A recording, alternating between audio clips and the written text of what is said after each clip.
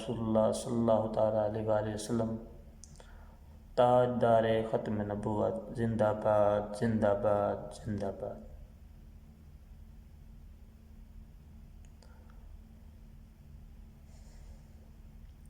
اسلامی آواز YouTube channel دیکھنے والے تمام دوستوں کو میری طرف سے السلام علیکم ورحمۃ اللہ وبرکاتہ۔ دوستو کیسے ہیں آپ؟ میں خیریت سے ہوں الحمدللہ، اور اللہ تعالیٰ سے امید کرتا ہوں کہ آپ بھی خیریت سے ہوں۔ وطن عزیز پاکستان میں اس وقت جو سیاسی صورتحال ہے وہ انتہائی گمبھیر ہے، انتہائی خراب ہے۔ ایک تو یہ تبدیلی والوں نے جو ہے ملک کا کباڑہ کر کے رکھ دیا ہے، دوسرا جو ہے جو اپوزیشن ہے وہ بھی کوئی مسجد کے پلر نہیں ہیں، وہ بھی نامی گرامی لٹیرے ہیں، چور ہیں۔ تو پھر جو حکومت میں بیٹھے ہیں وہ بھی انہی پارٹیوں کے لوگ ہیں، بلکہ ایک دفعہ تو وہ زرداری صاحب نے کہا تھا بھئی عمران خان کی کابینہ میری کابینہ ہے،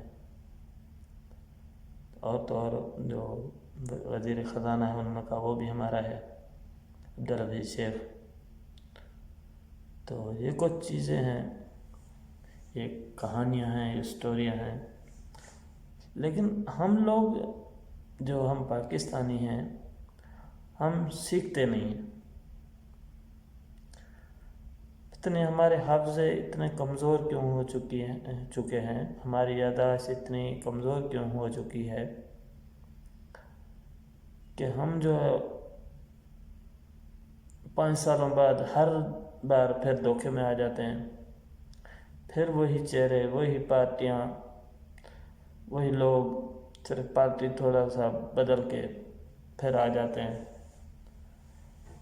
مجھے سمجھ نہیں آئی کہ ہم لوگ ایسا کیوں کرتے ہیں۔ پتہ نہیں ہم کوئی اپنا ذاتی مفاد دیکھتے ہیں، یا کوئی برادری کا، کوئی محلے کا، کوئی گاؤں کا مسئلہ ہوتا ہے، یا کوئی ہماری رشتہ داریاں دوستیاں ایسی ہوتی ہیں کہ بھئی ہم جو ہے نا ان کو چھوڑ نہیں سکتے۔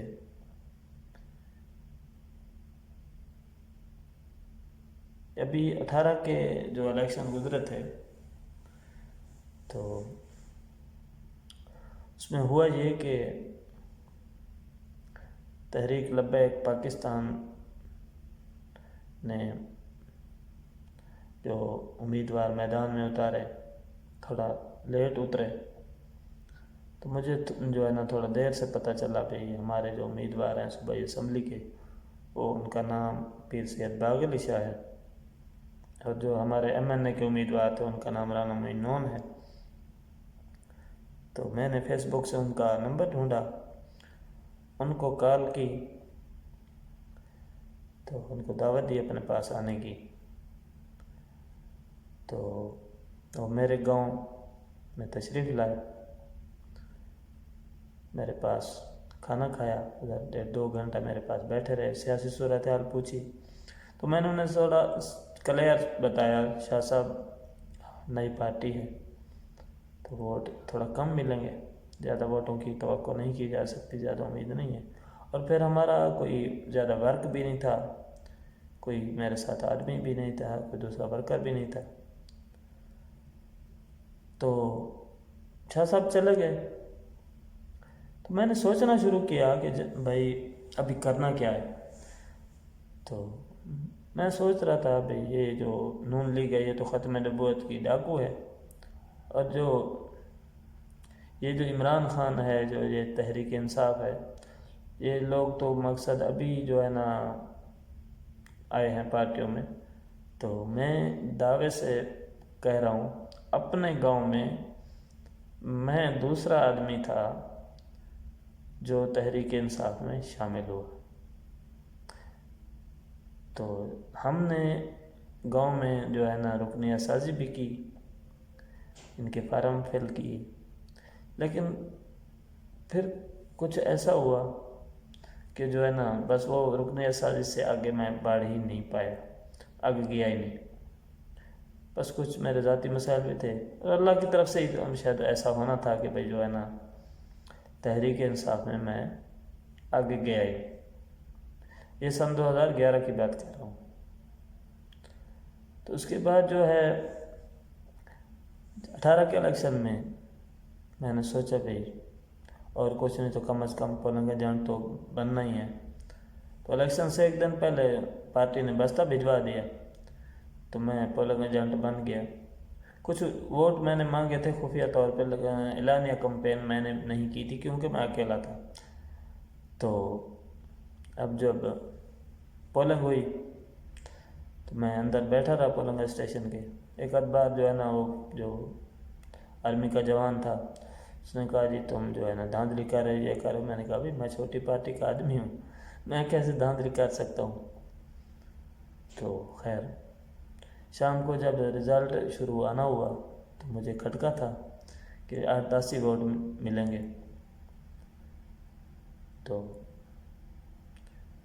ووٹوں کی گنتی چلتی رہی، 8-10 ووٹ آ گئے تو ووٹ رک گئے۔ پریشان ہو گیا، ابھی ووٹ اگر اتنے کم نکلتے ہیں تو یہ جو ساتھی دوسری پارٹیوں کے لوگ بیٹھے ہیں یہ تانے ماریں گے۔ تو خیر میں دل میں جو ہے نا اللہ تعالیٰ کو یاد کرتا رہا اور اس کے حضور صلی اللہ علیہ وسلم کو یاد کرتا رہا کہ میں نے کہا یا رسول اللہ یہ جو ہے نا آپ کے نام پہ ہم کھڑے تو آپ ہی مدد فرمائیں۔ تو خیر ووٹ جو ہے نا وہ 46 یعنی کہ 46 ووٹ نکلے اور ایم این اے کے 33 ووٹ نکلے۔ تو جو ہے وہ یعنی کہ پارٹیوں کو بولنے کا موقع نہیں ملا، اور قدرتاً ایسا ہوا کہ پیپلز پارٹی کے ایم پی کے 33 ووٹ نکلے، ہمارے ایم این اے کے ووٹ 33 نکلے، ان کے ایم پی کے اتنے ووٹ نکلے۔ تو جو ہے نا پارٹیوں کو خیر ہنسنے کا موقع نہیں ملا، کو جو ہے نا ہمارا مذاق اڑانے کا موقع نہیں ملا۔ تو بعد میں جو الیکشن ختم ہوا تو لوگوں نے کہا جی ہم نے بھی آپ کو ووٹ دیا تھا، ہم نے بھی آپ کو ووٹ دیا تھا۔ کافی سارے دوستوں نے رابطے کی،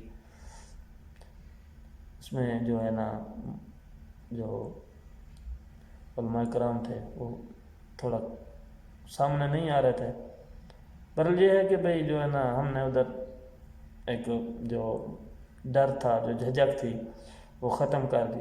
کچھ لوگ ناراض بھی ہو گئے، لیکن الحمدللہ میں نے کسی ناراضگی کی پرواہ نہیں کی۔